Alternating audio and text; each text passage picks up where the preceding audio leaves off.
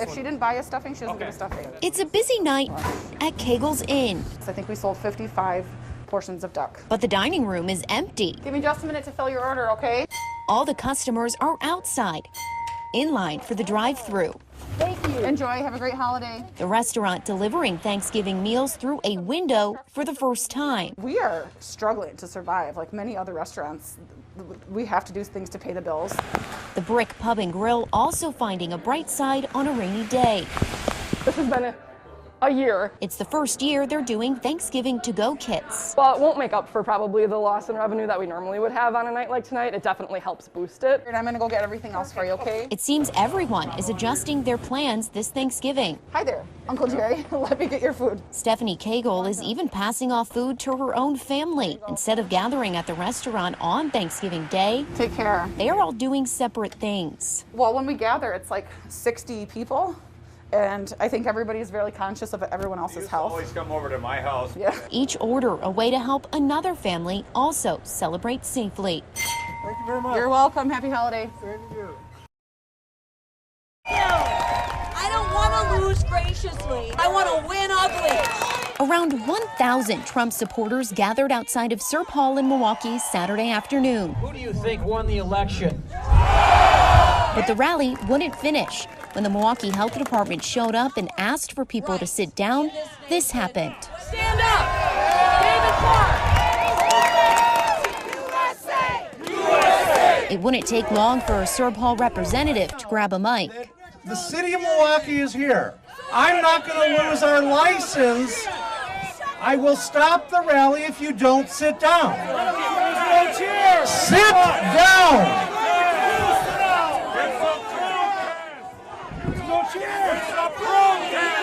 Take your clothes and get! Go on! Get them out of here! Hey, hey, hey!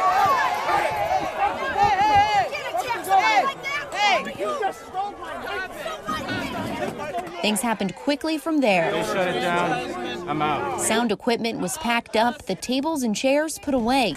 Representatives of the Milwaukee Health Department waved at the camera while being screamed at. Idiots! Idiots! No longer welcome at Serb Hall, the group took their message to the streets. Peaceful protest! Stop the steal! Shutting down the intersection of 51st and Oklahoma. Shut up, Black! And at times, I'm an American! arguing with counter-protesters. The Milwaukee Health Department says it reached out to the managers of Serb Hall on Friday to make sure they knew the rules. Political gatherings have a maximum capacity of 100 people. Everyone has to wear a mask, and licensed bars and restaurants are supposed to have everyone sitting down. We're told that Serb Hall will receive multiple $500 citations. Reporting from Milwaukee, Cassidy Williams, Fox 6 News. I started this soup this morning. Mitz Erickson has made a lot of soup over the years. Actually, the very last soup I'm making is a soup I have never made before.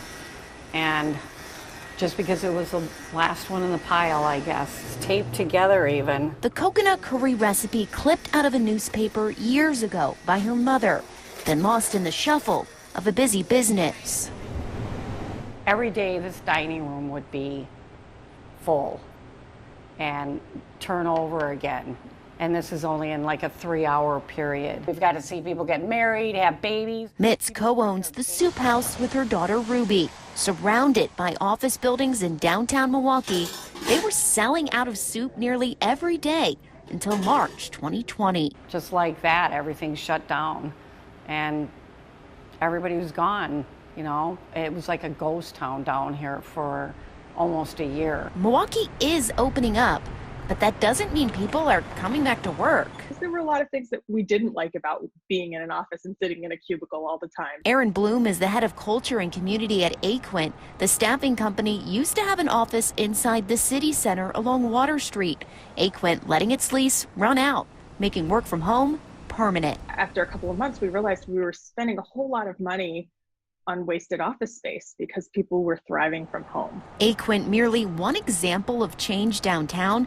Available space, just part of the skyline.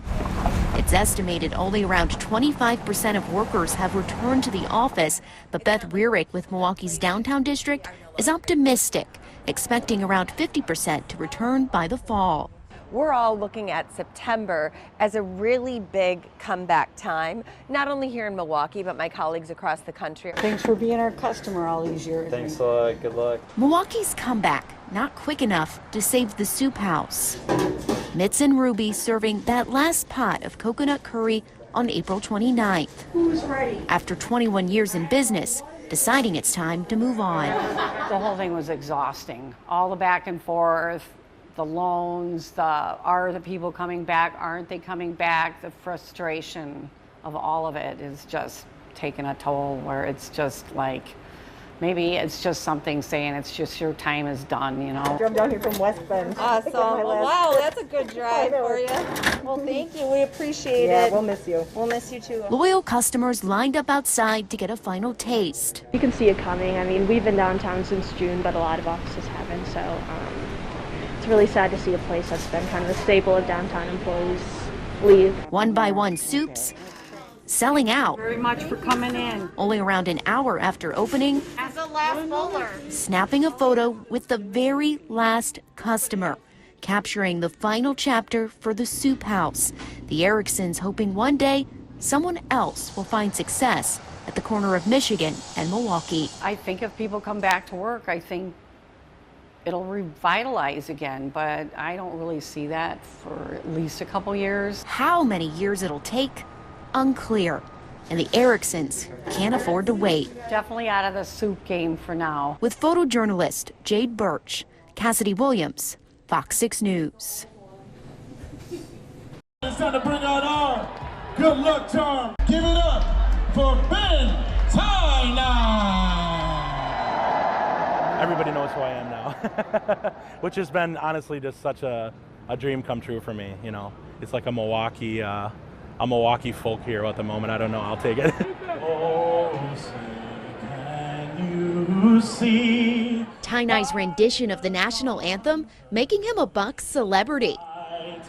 What's so proud? The team considers his voice a good luck charm. Most of the games I've sung at home have been wins. It's a double-edged sword in the sense that I love it because I get to be here and I get to be sort of part of this whole thing and becoming sort of more known as it goes.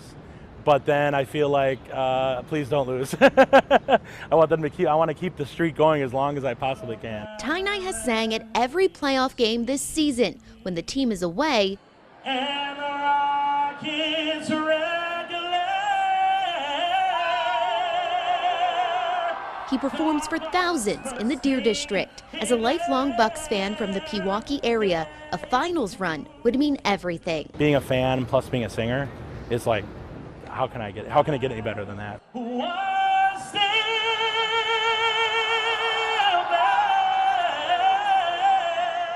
His version most known for its booming end. And the home of the brave. It's an important song to me just because I really, really respect veterans and Army and all that kind of stuff, and so I really get into that part of it as well.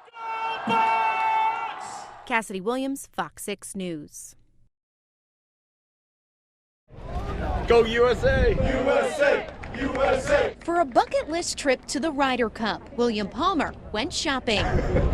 You know, it's just a little bit of patchwork, a little bit of Amazon, a little bit of local stores, but got to be here to, strut for the U.S., right? Palmer traveled from Florida, and he made sure to have plenty of red, white, and blue in his carry-on. You know, you hear all the chanting all the time. I mean, that's what we do. We dress up like crazy idiots and come out and support our team. The Europeans making their presence known too. I'm originally from Ireland. I'm actually from the town of Clara, where Shane Lowry's from. Go Shane! The outfits, a way to connect, even in the middle of an interview.